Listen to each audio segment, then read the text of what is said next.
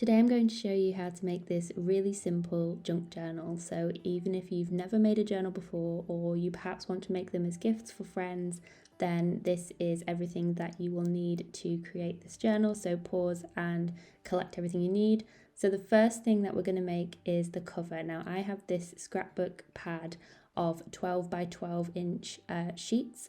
Sometimes there are patterns where it's nice on the front and not on the back. That's completely fine. You just want to find a pattern that you like on one side.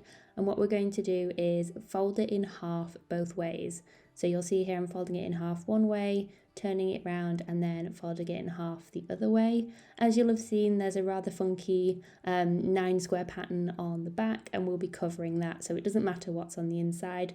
The main thing is the pattern, and then all I'm going to do is just using the guidelines of where I folded it in half, I'm going to just chop it into 2, so you can see how you can make multiple journals out of the one sheet of paper.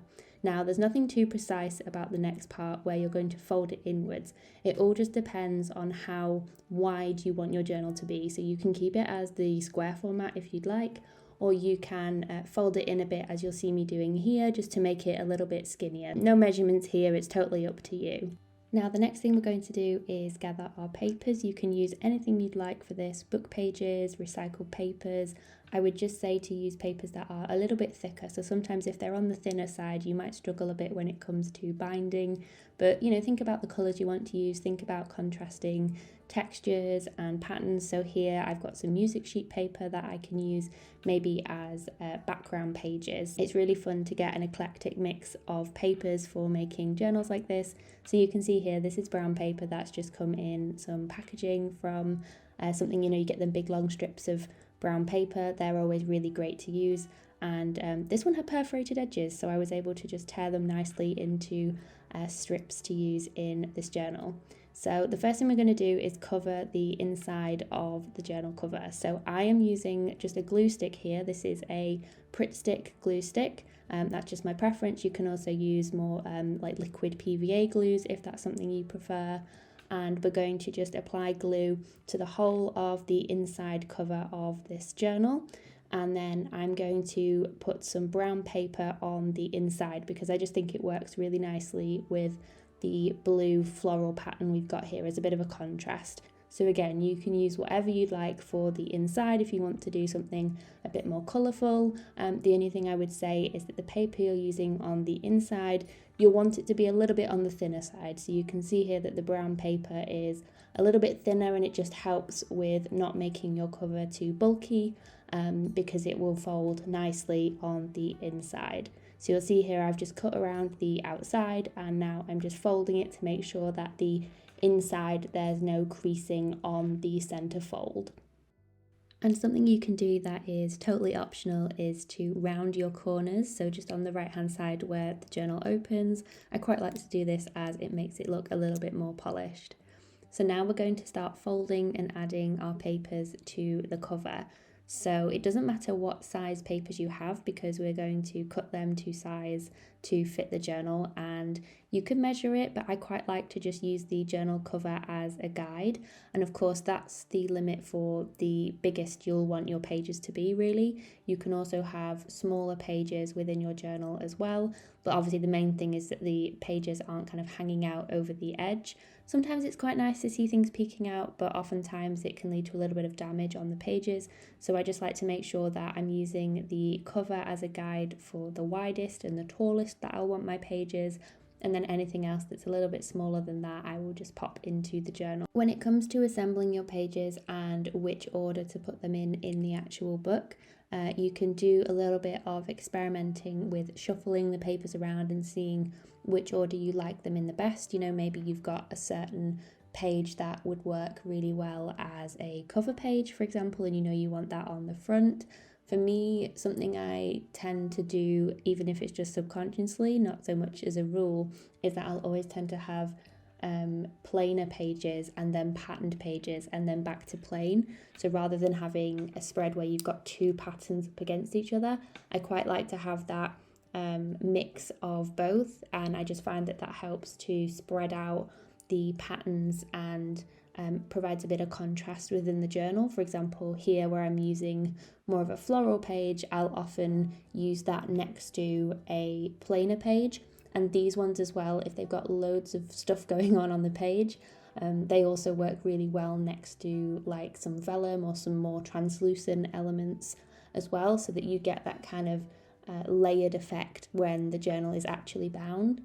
So it's all about sort of trialing it out and seeing which order you want the pages in. You know, maybe you want some smaller pages on top of larger pages, things like that. There's lots to consider, so it's all just about sort of slotting them in different orders and seeing which works best. So when it comes to how many sheets of paper you should be using within your journal, as a bit of a guide, I've gone for 6 different sheets of paper here for this particular insert. I just find that that helps to leave a little bit of room for any bulk on the journal, you know, if you're adding any tip-ins, any collage elements.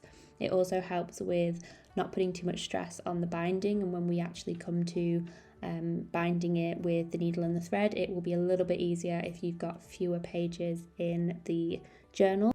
And with 6 sheets you'll still get 12 spreads to work on, or 24 sides of the journal if you just work on individual pages. So there's lots of room to work with, and as I said, you'll have plenty of space to tip things in, add extra pages, etc. It will just give you more room to grow. So here I am just sort of checking that I'm happy with the order that my pages are in, and if you've got any smaller pages, make sure that they are centered towards the middle, as you'll see I'm doing here. And then I'm just adding a paper clip on either side to secure the papers in place whilst I'm sewing. So I'm using my needle here and also just some embroidery thread. In terms of how much embroidery thread you'll need, I'm just measuring here, as you'll see, 3 lengths of how wide the spine of this insert is, and that will give you plenty to work with. I've also gone and slowed down this section of the video here so you can see the full process of stitching this. So if it's something that you're new to or you're not familiar with, then hopefully you'll be able to see everything that's going on here. So of course, after I've threaded my needle, this part is optional, but I'm just tying a knot in the end of my thread. This just means that if you pull it too tight, you won't like have the thread come out of the journal whilst we're working in it, so you won't lose your place. So if you're new to it, I definitely recommend doing that just to make sure you don't lose your place. So we're going to work with 3 holes within this spine, and the first one you're just going to make with your needle in the middle of the journal, and I typically eyeball this, and you'll want to leave a little bit of thread still in the inside of the journal. You'll then want to make your hole at the top and the bottom of the insert. You'll see me doing this here, and I find it easiest to do this from the inside and then carry on with sewing the insert. So I'm going from the outside to either the top or the bottom, it doesn't matter. You go into one of those holes, and then we're going to go all the way across, skip the one in the middle and go into the one at the bottom, and just make sure that your thread doesn't get tangled here, as you'll see mine did. And I'm just pulling it out nice and tight so we don't have any looseness or tangles within the stitching. And then we're going to go back in through the center and just make sure that your thread doesn't get caught on the original thread from the beginning.